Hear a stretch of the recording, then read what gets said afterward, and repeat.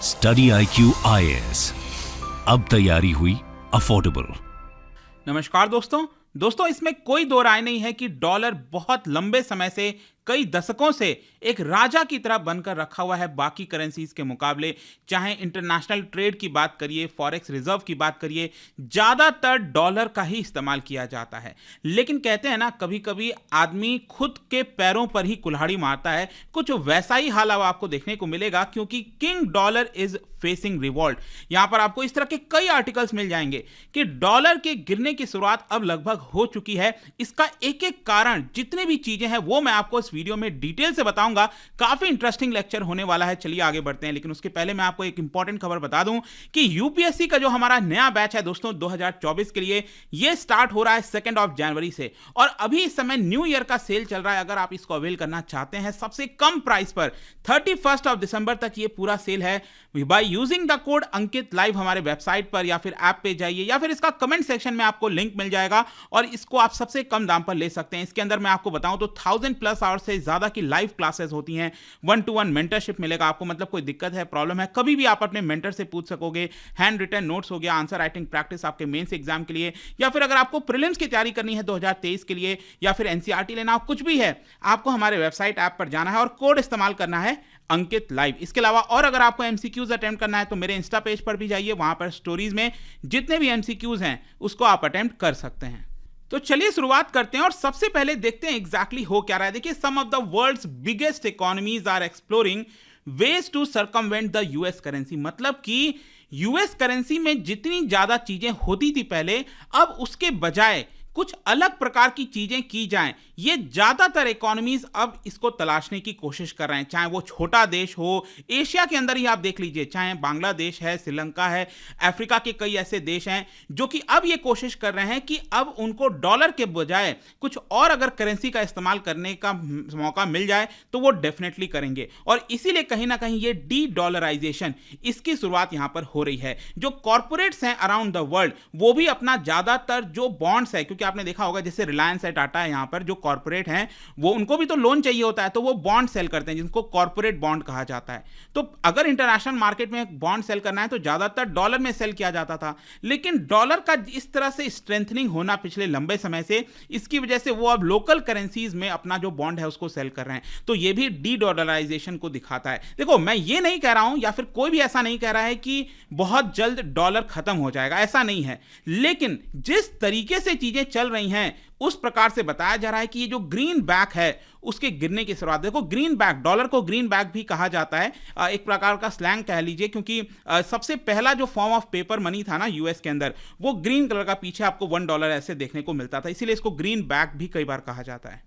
तो बेसिक अर्थ यह है कि यहां पर पहले भी कई बार इस तरह की मांगे उठी हैं कि डॉलर का जो प्रभाव है उसको कम करना चाहिए, लेकिन वो ज्यादातर प्री मैच्योर रहा है। लेकिन पिछले, अगर आप कुछ समय पहले, मतलब पैंडेमिक के जस्ट पहले देखोगे, तो किसी ने ऐसा नहीं सोचा था कि डॉलर को गिराया जा सकता है। लेकिन अब जिस तरह से चीजें बदली हैं, जिसकी मैं चर्चा अब डिटेल से आगे आपसे करूंगा, उसमें आपको साफ साफ देखने को मिलेगा कि डॉलर के गिरने की शुरुआत है।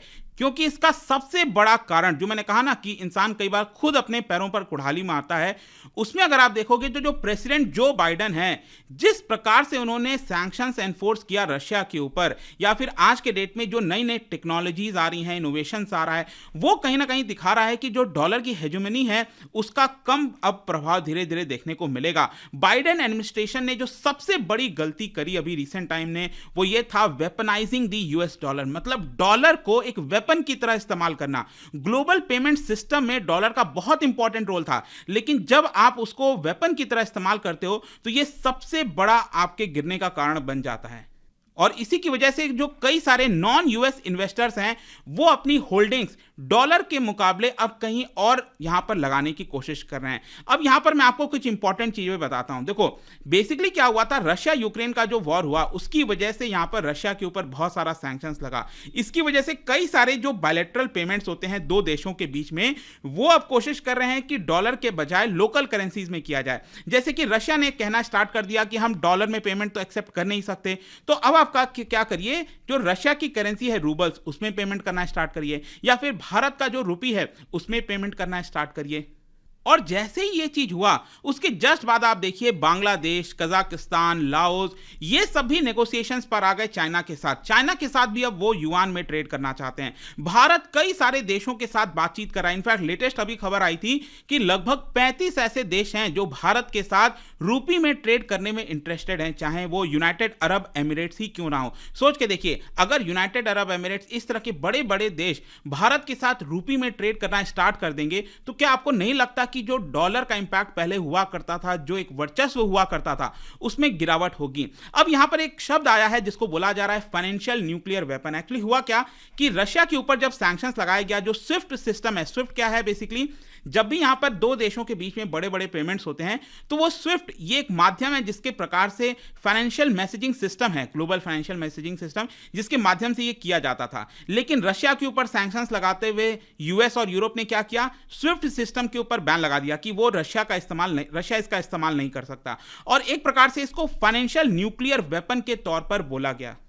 लेकिन इसका जो एक बहुत बड़ा इंपैक्ट आया वो ये था कि कुछ बाकी देश जैसे भारत फिर भी रशिया के साथ ट्रेड करना चाहता था। हम बहुत सारे ऑयल आज भी रशिया से अब और बड़ी मात्रा में खरीद रहे हैं, तो इसकी वजह से हमें यहां पर कोई दूसरा रास्ता तलाशना था, और इसीलिए चाहे स्विफ्ट से हम पेमेंट ना कर पाएं तो हम दूसरे माध्यम से करेंगे, और यही हुआ। इसका दो इंप्लीकेशंस आपको देखने को मिलेगा। ये जो स्विफ्ट के ऊपर बैन लगाया गया था रशिया के, यूएस के द्वारा और यूरोप के द्वारा, इसका दो बड़ा इंप्लीकेशन हुआ। सबसे बड़ा इंप्लीकेशन ये था कि ज्यादातर देश अब ये मानने लग गए कि आगे आने वाले समय में जो डॉलर है उसको एक पॉलिटिकल टूल की तरह इस्तेमाल किया जाएगा। मान लो कल के डेट में अगर यूएस चाहे भारत के ऊपर कुछ इंपैक्ट डालना तो वो डॉलर के माध्यम से कर सकता है कि भारत के ऊपर सैंक्शंस लगाते हैं, डॉलर के माध्यम से कोई ट्रेड नहीं कर पाएगा, तो भारत तो खतरे में आ जाएगा ना। तो बहुत सारे देशों को अब यही लगने लगा कि अगर इसी तरह से यूएस डॉलर का इस्तेमाल एक वेपन के तौर पर करेगा, पॉलिटिकल टूल के तौर पर करेगा, तो ये उन देशों के ऊपर भी खतरा हो सकता है।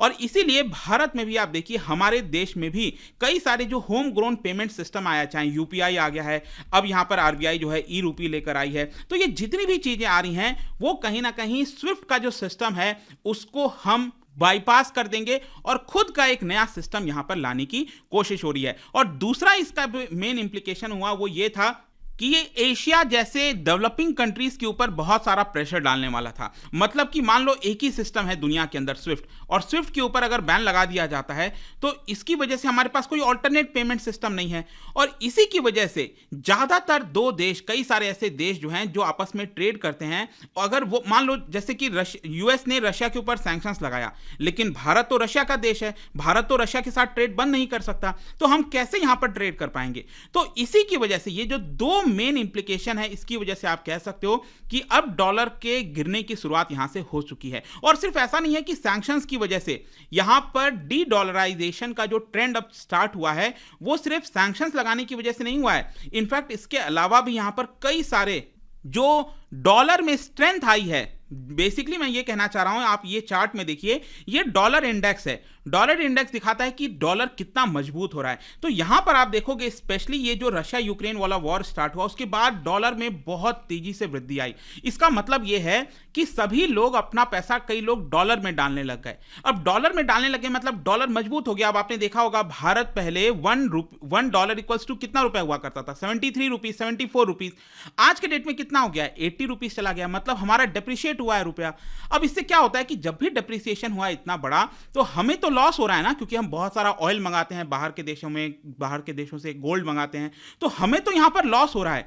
तो ये जो स्ट्रेंथनिंग हुई है डॉलर की, ये भी एक मेन कारण है कि अब देश यहां पर एक ऑल्टरनेटिव तलाशने की कोशिश कर रहे हैं। एक और यहां पर रीजन मैं आपको बताता हूं, वो है आपका टेक्नोलॉजिकल प्रोग्रेस। 21st सेंचुरी में अब आप देखिए, चाहे बिटकॉइन हो गया, कई प्रकार के जो नए पेमेंट सिस्टम नेटवर्क आ रहे हैं, भारत के अंदर यूपीआई आ रहा है। इसकी वजह से क्या हुआ है कि टेक्नोलॉजी इंप्रूव होने की वजह से लोग अब सिर्फ डॉलर पर डिपेंडेंट नहीं है, दो देश आपस में टेक्नोलॉजिकल माध्यम से भी पेमेंट कर सकते हैं। जैसे मलेशिया, इंडोनेशिया, सिंगापुर, थाईलैंड, इन्होंने यहां पर एक तरीका निकाला है जिसके माध्यम से वो लोकल करेंसीज में ट्रेड करते हैं। ताइवान यहां पर जापान के साथ मिलकर एक क्यूआर कोड सिस्टम को डेवलप किया है जिसके माध्यम से ट्रेड होता है।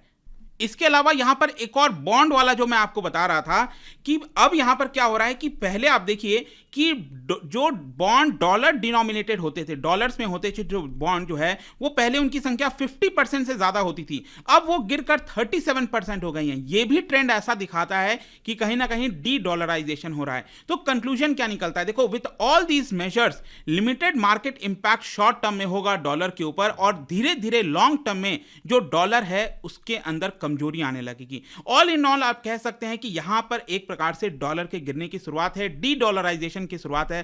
तो आई होप कि इस वीडियो के माध्यम से ये जो पूरा टॉपिक था, king dollar is facing revolt, वो आपको असली मुद्दा समझ में आ गया होगा। और जाने से पहले एक इंटरेस्टिंग क्वेश्चन, क्योंकि डॉलर की बात कर रहे हैं, क्या आप बता सकते हो $1 का जो नोट होता है उसमें किसका पोर्ट्रेट आपको देखने को मिलेगा? और इसका राइट आंसर आप सबको पता है, मेरे इंस्टाग्राम पर तो मिलेगा ही, वहां पर अगर आप नहीं हो कोई बात नहीं, टेलीग्राम से भी ले सकते हैं इसका सही उत्तर। मैं कई सारे जो एमसीक्यूज हैं वो यहां पर स्टोरीज में डालता रहता हूं। बाकी अगर आपको पीडीएफ चाहिए तो टेलीग्राम पर आइए, अलग अलग सोशल मीडिया पर आप जुड़ पाओगे। और जैसा मैंने बताया, यूपीएससी की अगर आपको तैयारी करनी है, this is the best chance for you to avail this offer. Use the code Ankit live ताकि आप इसका मैक्सिमम फायदा उठा सकें। आई होप की वीडियो आपको पसंद आया होगा। मिलता हूं आपसे next time. Till then, thank you very much, see you soon. Study IQ IAS, अब तैयारी हुई अफोर्डेबल।